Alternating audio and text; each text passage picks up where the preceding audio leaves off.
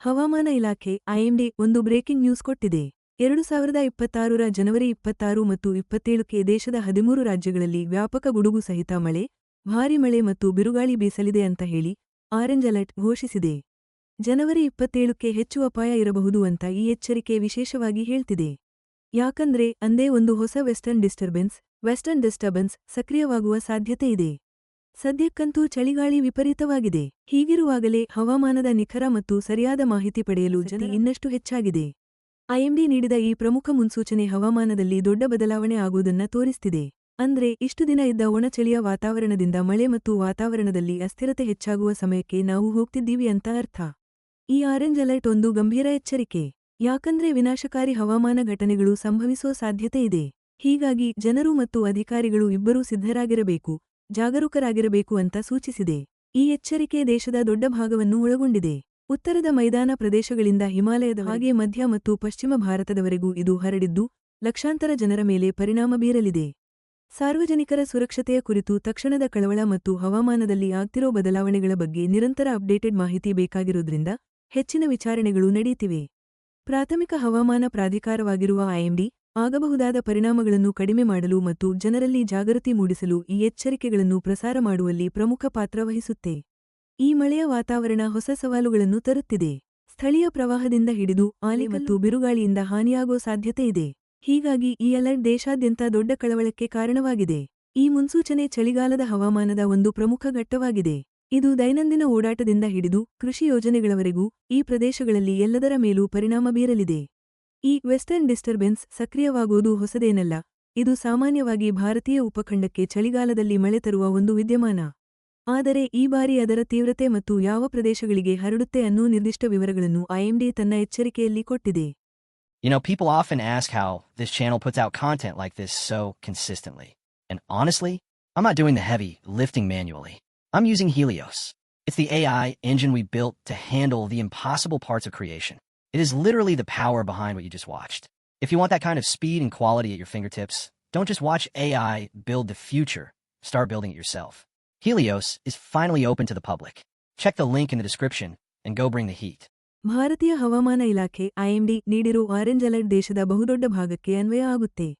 ಇದರಲ್ಲಿ ಡೆಲ್ಲಿ, ಉತ್ತರ ಪ್ರದೇಶ, ರಾಜಸ್ಥಾನ, ಪಂಜಾಬ್, ಹರಿಯಾಣ, ಜಮ್ಮು ಕಾಶ್ಮೀರ, ಹಿಮಾಚಲ ಪ್ರದೇಶ, ಉತ್ತರಾಖಂಡ್, ಮಧ್ಯಪ್ರದೇಶ, ಬಿಹಾರ್, ಛತ್ತೀಸ್ಗಢ, ತಮಿಳುನಾಡು ಮತ್ತೆ ಮಹಾರಾಷ್ಟ್ರದ ಕೆಲ ಭಾಗಗಳು ಸೇರಿದಂತೆ ಒಟ್ಟು 13 ರಾಜ್ಯಗಳು ಇವೆ.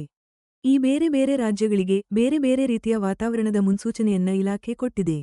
ಉತ್ತರ ಭಾರತದ ಡೆಲ್ಲಿ ಎನ್ಸಿಆರ್, ಮೀರತ್ನಿಂದ ಅಯೋಧ್ಯಾದವರೆಗಿನ ಉತ್ತರ ಪ್ರದೇಶದ ಬಹುದೊಡ್ಡ ಭಾಗ ಮತ್ತೆ ರಾಜಸ್ಥಾನದಲ್ಲಿ ಗುಡುಗು ಸಹಿತ ಮಳೆ, ಜೊತೆಗೆ ಆಲಿಕಲ್ಲು ಮಳೆ ಬೀಳೋ ಸಾಧ್ಯತೆ ಇದೆ. ಇನ್ನು ಜಮ್ಮು ಕಾಶ್ಮೀರ, ಹಿಮಾಚಲ ಪ್ರದೇಶ ಮತ್ತೆ ಉತ್ತರಾಖಂಡದಂಥ ಗುಡ್ಡಗಾಡು ಪ್ರದೇಶಗಳಲ್ಲಿ ಭಾರೀ ಮಳೆ, ಜೊತೆಗೆ ಹಿಮಪಾತ ಆಗೋ ಬಗ್ಗೆ ಎಚ್ಚರಿಕೆ ಕೊಟ್ಟಿದ್ದಾರೆ. ಇದರಿಂದ ಅಲ್ಲಿ ಪ್ರಯಾಣ ಕಷ್ಟ ಆಗಬಹುದು, ಪರಿಸ್ಥಿತಿ ಬಿಗಡಾಯಿಸಬಹುದು. ಇನ್ನಷ್ಟು ದಕ್ಷಿಣಕ್ಕೆ ಬಂದ್ರೆ ಮಧ್ಯ ಮಹಾರಾಷ್ಟ್ರದ ಕೆಲ ಭಾಗಗಳಲ್ಲಿ ಸಾಧಾರಣ ಮಳೆ ಬೀಳಬಹುದು. ಹವಾಮಾನದ ಬಗ್ಗೆ ಇಲಾಖೆ ತುಂಬಾ ಸ್ಪಷ್ಟವಾಗಿ, ವಿವರವಾಗಿ ಮಾಹಿತಿ ಕೊಟ್ಟಿದೆ. ಡೆಲ್ಲಿ ಮತ್ತೆ ಉತ್ತರ ಪ್ರದೇಶದಂಥ ಪ್ರದೇಶಗಳಲ್ಲಿ ಗಾಳಿಯ ವೇಗ ಗಂಟೆಗೆ 30ರಿಂದ 60 ಕಿಲೋಮೀಟರ್ ತಲುಪೋ ಸಾಧ್ಯತೆ ಇದೆ. ಕೆಲವೊಮ್ಮೆ ಗಾಳಿಯ ರಭಸ 60 ಕಿಲೋಮೀಟರ್ ಕೂಡ ದಾಟಬಹುದು ಅಂತ ಹೇಳಿದ್ದಾರೆ. ಜನವರಿ 27ಕ್ಕೆ ಡೆಲ್ಲಿಯಲ್ಲಿ ಕನಿಷ್ಠ ತಾಪಮಾನ ಸುಮಾರು 9 ಡಿಗ್ರಿ ಸೆಲ್ಸಿಯಸ್ ಮತ್ತೆ ಗರಿಷ್ಠ ತಾಪಮಾನ ಸುಮಾರು 19 ಡಿಗ್ರಿ ಸೆಲ್ಸಿಯಸ್ ಇರಬಹುದು ಅಂತ ಅಂದಾಜು ಮಾಡಲಾಗಿದೆ. ಜಮ್ಮು ಕಾಶ್ಮೀರದಲ್ಲಿ ಜನವರಿ 27ರಿಂದ 28ರಂದು ಸಾಧಾರಣ ಮಳೆ ಅಥವಾ ಹಿಮ ಬೀಳಬಹುದು. ಇನ್ನು ಜನಪ್ರಿಯ ಪ್ರವಾಸಿ ತಾಣವಾದ ಮನಾಲಿಯಲ್ಲಿ ಭಾರೀ ಚಳಿ ಕಾಡಲಿದೆ. ಅಲ್ಲಿ ಗರಿಷ್ಠ ತಾಪಮಾನ -4 ಡಿಗ್ರಿ ಸೆಲ್ಸಿಯಸ್ ಇದ್ದರೆ ಕನಿಷ್ಠ ತಾಪಮಾನ -8 ಡಿಗ್ರಿ ಸೆಲ್ಸಿಯಸ್ ತಲುಪಬಹುದು. ಐಎಂಡಿ ಸ್ಪಷ್ಟವಾಗಿ 13 ರಾಜ್ಯಗಳಲ್ಲಿ ಮಳೆ ಚಂಡಮಾರುತದ ಎಚ್ಚರಿಕೆ, 13 ರಾಜ್ಯೊಮ್ಮೆ ಬಾರಿಶ್ ತೂಫಾನ್ ಕಾ ಅಲರ್ಟ್ ಇದೆ ಅಂತ ಹೇಳಿದೆ. ಅಂದ್ರೆ ಈ ವಾತಾವರಣದ ಬದಲಾವಣೆ ಎಷ್ಟು ದೊಡ್ಡ ಪ್ರಮಾಣದಲ್ಲಿದೆ ಅನ್ನೋದನ್ನ ಇದು ತೋರಿಸುತ್ತೆ. ಈ ಮಳೆಯ ವಾತಾವರಣ ಭಾರೀ ಚಳಿಯಿಂದ ಸ್ವಲ್ಪ ಮಟ್ಟಿಗೆ ರಿಲೀಫ್ ಕೊಡಬಹುದು. ಮಳೆ ಆದ್ಮೇಲೆ ತಾಪಮಾನ 2ರಿಂದ 4 ಡಿಗ್ರಿ ಸೆಲ್ಸಿಯಸ್ ಜಾಸ್ತಿ ಆಗೋ ಸಾಧ್ಯತೆ ಇದೆ. ಆದ್ರೆ ಸದ್ಯಕ್ಕಂತೂ ಈ ಕೆಟ್ಟ ವಾತಾವರಣದ ಪರಿಣಾಮ ತುಂಬಾ ಇರುತ್ತೆ. ಇದಕ್ಕೆ ಒಂದು ಹಿನ್ನೆಲೆ ಕೊಡುವುದಾದ್ರೆ ಜನವರಿ 26ರಂದು ಡೆಲ್ಲಿಯಲ್ಲಿ ಗರಿಷ್ಠ ತಾಪಮಾನ 18 ಡಿಗ್ರಿ ಸೆಲ್ಸಿಯಸ್ ಮತ್ತೆ ಕನಿಷ್ಠ ತಾಪಮಾನ 5 ಡಿಗ್ರಿ ಸೆಲ್ಸಿಯಸ್ ದಾಖಲಾಗಿತ್ತು. ಈಗ ಹವಾಮಾನದಲ್ಲಿ ದೊಡ್ಡ ಬದಲಾವಣೆ ಆಗೋಕೆ ಇದು ಗ್ರೌಂಡ್ ರೆಡಿ ಮಾಡಿಕೊಟ್ಟಿದೆ. ಐಎಂಡಿ ನೀಡಿರೋ ಈ ವಿವರವಾದ ವರದಿ ಹವಾಮಾನ ವ್ಯವಸ್ಥೆ ಎಷ್ಟು ಸಂಕೀರ್ಣವಾಗಿದೆ ಮತ್ತೆ ಭಾರತದಾದ್ಯಂತ ಅದರ ಪರಿಣಾಮಗಳು ಎಷ್ಟು ಭಿನ್ನವಾಗಿವೆ ಅನ್ನೋದನ್ನ ಸ್ಪಷ್ಟಪಡಿಸುತ್ತೆ. ಜನವರಿ 27ಕ್ಕೆ ಐಎಂಡಿ ಕೊಟ್ಟ ಹೊಸ ಎಚ್ಚರಿಕೆ ಬಂದಾಗಿನಿಂದ ಹವಾಮಾನಕ್ಕೆ ಸಂಬಂಧಿಸಿದ ಹುಡುಕಾಟಗಳು ಭಾರೀ ಪ್ರಮಾಣದಲ್ಲಿ ಏರಿಕೆ ಕಂಡಿವೆ. ಇದು ಜನರಲ್ಲಿರುವ ಆತಂಕ ಮತ್ತೆ ರಿಯಲ್ ಟೈಮ್ ಮಾಹಿತಿಯ ಅಗತ್ಯ ಎಷ್ಟಿದೆ ಅನ್ನೋದನ್ನ ತೋರಿಸ್ತಾ ಇದೆ. ಅಂದ್ರೆ ಆಜ್ ಕಾ ಮೌಸಮ್, ಇಂದಿನ ಹವಾಮಾನ, ಆಜ್ ಕಾ ಮೌಸಮ್ ಕೆಸಾ ರಹೇಗಾ, ಇಂದು ಹವಾಮಾನ ಹೇಗಿರುತ್ತೆ, ಮತ್ತೆ ಕಲ್ ಕಾ ಮೌಸಮ್, ನಾಳೆಯ ಹವಾಮಾನ ಅನ್ನೋ ಸರ್ಚ್ಗಳು ದೊಡ್ಡ ಮಟ್ಟದಲ್ಲಿ ಜಾಸ್ತಿಯಾಗಿವೆ. ಈ ಹುಡುಕಾಟದ ರೀತಿಗಳು ಮುನ್ಸೂಚನೆ ಕೊಟ್ಟ ಹವಾಮಾನದ ಬಗ್ಗೆ ಅರ್ಥ ಮಾಡ್ಕೊಂಡು ಅದಕ್ಕೆ ಸಿದ್ಧವಾಗಲು ಜನ ಎಷ್ಟೊಂದು ಸಕ್ರಿಯವಾಗಿದ್ದಾರೆ ಅನ್ನೋದನ್ನ ಸ್ಪಷ್ಟಪಡಿಸ್ತಾ ಇವೆ. 27 ಜನವರಿ 2026 ಕಾ ಮೌಸಮ್, ಜನವರಿ 27, 2026ರ ಹವಾಮಾನ ಅನ್ನೋ ನಿರ್ದಿಷ್ಟ ಹುಡುಕಾಟಗಳು ಐಎಂಡಿ ಕೊಟ್ಟ ದಿನಾಂಕ ನಿರ್ದಿಷ್ಟ ಎಚ್ಚರಿಕೆಗೆ ಜನ ನೇರವಾಗಿ ಪ್ರತಿಕ್ರಿಯಿಸ್ತಾ ಇರೋದನ್ನ ತೋರಿಸ್ತಿದೆ. ಅಷ್ಟೇ ಅಲ್ಲದೆ ಕ್ಯಾ ಆಜ್ ಬಾರಿಶ್ ಹೋಗಿ, ಇಂದು ಮಳೆ ಬರುತ್ತಾ ಅನ್ನೋ ಪ್ರಶ್ನೆಗಳು ಮತ್ತೆ 26-27 ಜನವರಿ ಕೋ ಬಾರಿಶ್ ಕಾ ಅಲರ್ಟ್, ಜನವರಿ 26ರಿಂದ 27ಕ್ಕೆ ಮಳೆ ಅಲರ್ಟ್ ಅನ್ನೋ ಮಾತುಗಳು ಮುನ್ಸೂಚನೆ ನೀಡಿದ ಮಳೆ ಮತ್ತು ಗುಡುಗು ಸಿಡಿಲಿನ ಬಗ್ಗೆ ಜನರಿಗೆ ಇರುವ ಆತಂಕವನ್ನ ಕ್ಲಿಯರ್ ಆಗಿ ತೋರಿಸ್ತಾ ಇವೆ. ಜನರ ಈ ಹೆಚ್ಚಿನ ಆಸಕ್ತಿ ಹವಾಮಾನ ಮುನ್ಸೂಚನೆ ಬಾಧಿತ ಪ್ರದೇಶಗಳ ದೈನಂದಿನ ಜೀವನಕ್ಕೆ ಎಷ್ಟು ತಕ್ಷಣದ ಮತ್ತು ವೈಯಕ್ತಿಕ ಪ್ರಾಮುಖ್ಯತೆಯನ್ನ ಹೊಂದಿದೆ ಅನ್ನೋದನ್ನ ಎತ್ತಿ ತೋರಿಸ್ತಾ ಇದೆ. ಈ ತೀವ್ರ ಆಸಕ್ತಿ ಈಗ ನಡೀತಿರೋ ಶೀತಲ ಅಲೆಗೂ ತುಂಬಾ ಹತ್ತಿರದಿಂದ ಸಂಬಂಧಿಸಿದೆ. ಮುಖ್ಯವಾಗಿ ದೆಹಲಿ, ಉತ್ತರ ಪ್ರದೇಶ ಮತ್ತು ರಾಜಸ್ಥಾನದಲ್ಲಿ ಬರುವ ಮಳೆಯ ಹವಾಮಾನ ಈಗಿರುವ ಚಳಿಯ ವಾತಾವರಣದ ಜೊತೆ ಹೇಗೆ ಪ್ರತಿಕ್ರಿಯಿಸುತ್ತೆ ಅನ್ನೋದನ್ನ ಅರ್ಥ ಮಾಡ್ಕೊಳ್ಳೋಕೆ ಬಹಳಷ್ಟು ಜನ ಮೌಸಮ್ ಕಾ ಹಾಲ್, ಹವಾಮಾನದ ಸ್ಥಿತಿ ಅಂತ ಹುಡುಕ್ತಾ ಇದ್ದಾರೆ. ತೀವ್ರ ಚಳಿ ಅಲೆ ಮತ್ತು ಮಳೆಯ ಅವಧಿ ಒಂದೇ ಸಮಯದಲ್ಲಿ ಬರ್ತಿರೋದ್ರಿಂದ ಸುಲಭವಾಗಿ ಸಿಗುವ ಮತ್ತು ಅರ್ಥವಾಗುವ ಹವಾಮಾನ ಮಾಹಿತಿಯ ಅಗತ್ಯ ತುಂಬಾ ಹೆಚ್ಚಾಗಿದೆ. ಭಾರತದಾದ್ಯಂತ ಲಕ್ಷಾಂತರ ಜನರು ಈ ಬದಲಾಗುತ್ತಿರುವ ಹವಾಮಾನ ಪರಿಸ್ಥಿತಿಗೆ ಪ್ರತಿಕ್ರಿಯೆಯಾಗಿ ತಮ್ಮ ಯೋಜನೆಗಳನ್ನ ಬದಲಾಯಿಸಿಕೊಳ್ತಾರೆ. ಅಧಿಕೃತ ಹವಾಮಾನ ಎಚ್ಚರಿಕೆಗಳು ಹೇಗೆ ಜನಸಾಮಾನ್ಯರ ಚರ್ಚೆ ಮತ್ತು ಮಾಹಿತಿ ಹುಡುಕಾಟದ ನಡವಳಿಕೆಯಾಗಿ ಬದಲಾಗುತ್ತವೆ ಅನ್ನೋದನ್ನ ಈ ಘಟನೆ ಸ್ಪಷ್ಟವಾಗಿ ತೋರಿಸ್ತಾ ಇದೆ. ಮಾಹಿತಿ ಪಡೆಯಲು ಸಾರ್ವಜನಿಕರು ಸಕ್ರಿಯವಾಗಿ ಹುಡುಕಾಡ್ತಿರುವುದು ಇಂತಹ ಎಚ್ಚರಿಕೆಗಳು ಅವರ ಸುರಕ್ಷತೆ ಮತ್ತು ದೈನಂದಿನ ಕೆಲಸಗಳ ಮೇಲೆ ಎಷ್ಟು ನೇರ ಪರಿಣಾಮ ಬೀರುತ್ತವೆ ಅನ್ನೋದಕ್ಕೆ ಸಾಕ್ಷಿಯಾಗಿದೆ. ಭಾರತೀಯ ಹವಾಮಾನ ಇಲಾಖೆ ಐಎಂಡಿ ಹೊರಡಿಸಿರುವ ಆರೆಂಜ್ ಅಲರ್ಟ್ ಚಳಿಗಾಲದ ತುತ್ತತುದಿಯಲ್ಲಿ ಜನನಿಬಿಡ ಉತ್ತರ ಭಾರತದಾದ್ಯಂತ ಜನರ ದಿನನಿತ್ಯದ ಬದುಕಿಗೆ ದೊಡ್ಡ ಮಟ್ಟದಲ್ಲಿ ಪರಿಣಾಮ ಬೀರಲಿದೆ. ಭಾರೀ ಮಳೆ, ಗುಡುಗು ಸಹಿತ ಮಳೆ ಹಾಗೂ ಬಿರುಗಾಳಿ ಬೀಸುವ ಬಗ್ಗೆ ಹವಾಮಾನ ಇಲಾಖೆ ಮುನ್ಸೂಚನೆ ನೀಡಿದೆ. ಇದರಿಂದ ಪ್ರಯಾಣದಲ್ಲಿ ವಿಳಂಬ ಆಗೋದು ಸೇರಿ ದೊಡ್ಡ ಮಟ್ಟದ ಅಪಾಯಗಳು ಎದುರಾಗಲಿವೆ. ಮುಖ್ಯವಾಗಿ ರಸ್ತೆ ಮತ್ತು ವಿಮಾನ ಸಾರಿಗೆಗೆ ಇದು ಹೆಚ್ಚು ತೊಂದರೆ ಕೊಡಲಿದೆ. ವಿದ್ಯುತ್ ಕಡಿತ ಕೂಡ ಒಂದು ದೊಡ್ಡ ಆತಂಕ. ಪ್ರತಿಕೂಲ ಹವಾಮಾನದಿಂದ ಮೂಲಸೌಕರ್ಯದ ಮೇಲೆ ಒತ್ತಡ ಬಿದ್ದು ಅಗತ್ಯ ಸೇವೆಗಳಲ್ಲೂ ವ್ಯತ್ಯಯ ಆಗಬಹುದು. ಕೃಷಿ ಕ್ಷೇತ್ರಕ್ಕೂ ಈ ಅಲರ್ಟ್ ನೇರ ಅಪಾಯ ತರುತ್ತೆ. ಆಲಿಕಲ್ಲು ಮಳೆ ಮತ್ತು ಭಾರೀ ಮಳೆಯಿಂದ ಬೆಳೆಗಳಿಗೆ ಹಾನಿಯಾಗುವ ಸಾಧ್ಯತೆ ಇರೋದ್ರಿಂದ ರೈತರಿಗೆ ಬಯಲು ಪ್ರದೇಶಗಳಿಗೆ ಹೋಗದಂತೆ ಸಲಹೆ ನೀಡಲಾಗಿದೆ. ಇದು ಅವರ ಜೀವನೋಪಾಯದ ಮೇಲೆ ಗಂಭೀರ ಪರಿಣಾಮ ಬೀರಬಹುದು. ಎತ್ತರದ ಪ್ರದೇಶಗಳಲ್ಲಿ, ವಿಶೇಷವಾಗಿ ಬೆಟ್ಟದ ಪ್ರದೇಶಗಳಲ್ಲಿ ಹಿಮಪಾತದ ಅಪಾಯ ದೊಡ್ಡದಾಗಿ ಕಾಡ್ತಾ ಇದೆ. ಇದು ಅಲ್ಲಿನ ಸಮುದಾಯಗಳಿಗೆ ಮತ್ತು ಪ್ರಯಾಣಿಕರಿಗೆ ಅಪಾಯ ತಂದೊಡ್ಡಬಹುದು. ಈ ತಕ್ಷಣದ ಅಪಾಯಗಳಿಗೆ ನಿರಂತರವಾಗಿರೋ ಚಳಿ ಇನ್ನಷ್ಟು ಸೇರಿಕೊಂಡಿದೆ.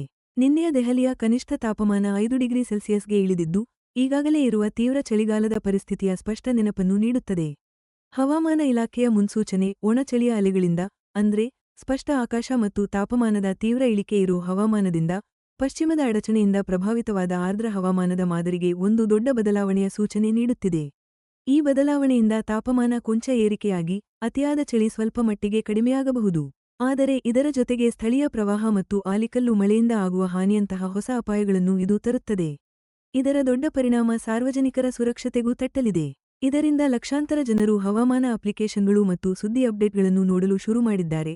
ಅದರಲ್ಲೂ ಜನವರಿ 26ರ ಗಣರಾಜ್ಯೋತ್ಸವ ಆಚರಣೆ ಆದ ಮೇಲೆ ಸಾರ್ವಜನಿಕರಲ್ಲಿ ಹೆಚ್ಚಿದ ಈ ಜಾಗೃತಿ ಬರಲಿರೋ ಹವಾಮಾನದ ಪರಿಣಾಮಗಳಿಗೆ ಹೊಂದಿಕೊಳ್ಳಲು ಮತ್ತು ಅವುಗಳನ್ನು ಕಡಿಮೆ ಮಾಡಲು ಎಲ್ಲರೂ ಒಟ್ಟಾಗಿ ಪ್ರಯತ್ನಿಸುತ್ತಿದ್ದೇವೆ ಅನ್ನೋದನ್ನ ತೋರಿಸುತ್ತದೆ. ನಿರಂತರ ಚಳಿ ಮತ್ತು ಹೊಸ ಆರ್ದ್ರ ವಾತಾವರಣದ ಈ ಸಂಯೋಜನೆ ಬಾಧಿತ ರಾಜ್ಯಗಳ ನಿವಾಸಿಗಳಿಗೆ ಮತ್ತು ತುರ್ತು ಸೇವೆಗಳಿಗೆ ಒಂದು ಡಬಲ್ ಸವಾಲಾಗಿ ಪರಿಣಮಿಸಿದೆ. ಸುರಕ್ಷತೆಯನ್ನು ಖಚಿತಪಡಿಸಿಕೊಳ್ಳಲು ಮತ್ತು ತೊಂದರೆಗಳನ್ನು ಕಡಿಮೆ ಮಾಡಲು ಎಚ್ಚರಿಕೆಯ ಯೋಜನೆ ಮತ್ತು ಜಾಗರೂಕತೆ ಅತ್ಯಗತ್ಯ. ಐಎಂಡಿ ನೀಡಿದ ಆರೆಂಜ್ ಅಲರ್ಟ್ನಿಂದ ಆರ್ಥಿಕವಾಗಿ ದೊಡ್ಡ ಪರಿಣಾಮ ಬೀರುತ್ತೆ, ವಿಶೇಷವಾಗಿ ಭಾರತದ ಪ್ರಮುಖ ವಲಯಗಳು ಮತ್ತು ಹಲವು ರಾಜ್ಯಗಳ ಮೇಲೆ. ಉತ್ತರ ಪ್ರದೇಶ, ರಾಜಸ್ಥಾನದಂತಹ ರಾಜ್ಯಗಳಲ್ಲಿ ಆರ್ಥಿಕತೆಯ ಬೆನ್ನೆಲುಬಾಗಿರುವ ಕೃಷಿ ಕ್ಷೇತ್ರಕ್ಕೆ ದೊಡ್ಡ ಅಪಾಯ ಎದುರಾಗಿದೆ. ಆಲಿಕಲ್ಲು ಮಳೆ ಮತ್ತು ಅತಿಯಾದ ಮಳೆಯಿಂದ ಬೆಳೆ ಹಾನಿಯಾಗುವ ಸಾಧ್ಯತೆ ಇದೆ. ಇದರಿಂದ ರೈತರಿಗೆ ಭಾರೀ ಆರ್ಥಿಕ ನಷ್ಟವಾಗಬಹುದು. ಇದು ಪ್ರಾದೇಶಿಕ ಆರ್ಥಿಕತೆ ಮತ್ತು ಆಹಾರ ಪೂರೈಕೆ ಸರಪಳಿಗೂ ಹೊಡೆತ ನೀಡಲಿದೆ. ಇನ್ನು ಕೃಷಿ ಹೊರತುಪಡಿಸಿ ದೆಹಲಿ ಎನ್ಸಿಆರ್ ನಂತಹ ಜನದಟ್ಟಣೆಯ ಮಹಾನಗರಗಳಲ್ಲಿ ನಗರ ಸಂಚಾರಕ್ಕೆ ಭಾರೀ ಅಡಚಣೆಯಾಗಬಹುದು. ಪ್ರಯಾಣ ವಿಳಂಬ, ಅಪಾಯಕಾರಿ ರಸ್ತೆ ಪರಿಸ್ಥಿತಿಗಳು, ಸಾರ್ವಜನಿಕ ಸಾರಿಗೆಯಲ್ಲಿ ವ್ಯತ್ಯಯ ಇವೆಲ್ಲವೂ ಉತ್ಪಾದಕತೆ ಮತ್ತು ದೈನಂದಿನ ವ್ಯಾಪಾರ ವಹಿವಾಟಿನ ಮೇಲೆ ಪರಿಣಾಮ ಬೀಳಬಹುದು. ಈ ಅಲರ್ಟ್ 13 ರಾಜ್ಯಗಳಲ್ಲಿ ವ್ಯಾಪಕವಾಗಿರುವುದು ಈ ಆತಂಕವನ್ನು ರಾಷ್ಟ್ರಮಟ್ಟಕ್ಕೆ ತಂದು ನಿಲ್ಲಿಸಿದೆ. ಅಂದರೆ ದೇಶದ ಒಂದು ದೊಡ್ಡ ಭಾಗದ ಜನಸಂಖ್ಯೆ ಮತ್ತು ಆರ್ಥಿಕ ಚಟುವಟಿಕೆಗಳು ಮುನ್ಸೂಚನೆಯ ಹವಾಮಾನದ ದುಷ್ಪರಿಣಾಮಗಳನ್ನು ನೇರವಾಗಿ ಎದುರಿಸಬೇಕಾಗಬಹುದು. ಒಣಚಳಿಯಿಂದ ಮಳೆಯ ವಾತಾವರಣಕ್ಕೆ ಬದಲಾಗುವುದು ಸ್ವಲ್ಪ ಚಳಿಯಿಂದ ನಿರಾಳತೆ ನೀಡಿದರೂ ಹೊಸ ದುರ್ಬಲತೆಗಳನ್ನು ಹುಟ್ಟುಹಾಕುತ್ತದೆ. ಇದು ಒಂದರ ಹಿಂದೆ ಒಂದರಂತೆ ಆರ್ಥಿಕ ಪರಿಣಾಮಗಳಿಗೆ ಕಾರಣವಾಗಬಹುದು. ವ್ಯಾಪಾರಗಳು, ಅದರಲ್ಲೂ ವಿಶೇಷವಾಗಿ ಸಾರಿಗೆ ಮತ್ತು ಹೊರಗಿನ ಕೆಲಸಗಳನ್ನು ಅವಲಂಬಿಸಿರುವ ವ್ಯವಹಾರಗಳು, ನಷ್ಟವನ್ನು ಕಡಿಮೆ ಮಾಡಲು ಬೇಗನೆ ಹೊಂದಿಕೊಳ್ಳಬೇಕಾಗುತ್ತೆ. ಇದಲ್ಲದೆ ತುರ್ತು ಪ್ರತಿಕ್ರಿಯೆ ಮತ್ತು ಮೂಲಸೌಕರ್ಯ ನಿರ್ವಹಣೆಗಾಗಿ ಸಂಪನ್ಮೂಲಗಳ ಹಂಚಿಕೆ ರಾಜ್ಯ ಮತ್ತು ರಾಷ್ಟ್ರೀಯ ಅಧಿಕಾರಿಗಳಿಗೆ ಒಂದು ಆದ್ಯತೆಯಾಗಲಿದೆ. ಜನ ಹವಾಮಾನ ವರದಿಯನ್ನು ತುಂಬಾ ಗಂಭೀರವಾಗಿ ತೆಗೆದುಕೊಳ್ಳುತ್ತಿದ್ದಾರೆ. ಇದು ಕೇವಲ ವೈಯಕ್ತಿಕ ಸುರಕ್ಷತೆಯ ಪ್ರಶ್ನೆಯಷ್ಟೇ ಅಲ್ಲ, ಬದಲಿಗೆ ಈ ಅನಿಶ್ಚಿತ ಪರಿಸ್ಥಿತಿಗಳಲ್ಲಿ ತಮ್ಮ ದಿನನಿತ್ಯದ ಕೆಲಸಗಳನ್ನು ಮತ್ತು ಆರ್ಥಿಕ ಚಟುವಟಿಕೆಗಳನ್ನು ಹೇಗೆ ನಿಭಾಯಿಸಬೇಕು ಎನ್ನುವ ಪ್ರಾಯೋಗಿಕ ಅಗತ್ಯವನ್ನು ಕೂಡ ಇದು ತೋರಿಸುತ್ತೆ. ಹವಾಮಾನವು ಸಮಾಜದ ಕಾರ್ಯನಿರ್ವಹಣೆ ಮತ್ತು ಆರ್ಥಿಕ ಸ್ಥಿರತೆಯ ಮೇಲೆ ಎಷ್ಟೊಂದು ಪರಿಣಾಮ ಬೀರುತ್ತೆ ಅನ್ನೋದಕ್ಕೆ ಈ ಅಲರ್ಟ್ ಒಂದು ಸ್ಪಷ್ಟ ಉದಾಹರಣೆ. ವಿಶೇಷವಾಗಿ ಭಾರತದಂತಹ ವೈವಿಧ್ಯಮಯ ಮತ್ತು ಜನದಟ್ಟಣೆಯ ದೇಶದಲ್ಲಿ ಹವಾಮಾನದಲ್ಲಿನ ಸಣ್ಣ ಬದಲಾವಣೆಗಳೂ ಸಹ ಹಲವು ಕ್ಷೇತ್ರಗಳು ಮತ್ತು ಸಮುದಾಯಗಳ ಮೇಲೆ ದೂರಗಾಮಿ ಪರಿಣಾಮಗಳನ್ನು ಬೀರಬಹುದು. I hope you got some value out of this video. And if you're sitting there thinking you want to build something like this yourself, you don't have to start from scratch. I built Helios to give creators an unfair advantage. It takes the heavy lifting out of the process so you can focus on the ideas. It's exactly what I use, and now it's available for you too. The link is in the description. Don't just watch the future, go build it with Helios. I'll see you in the next one.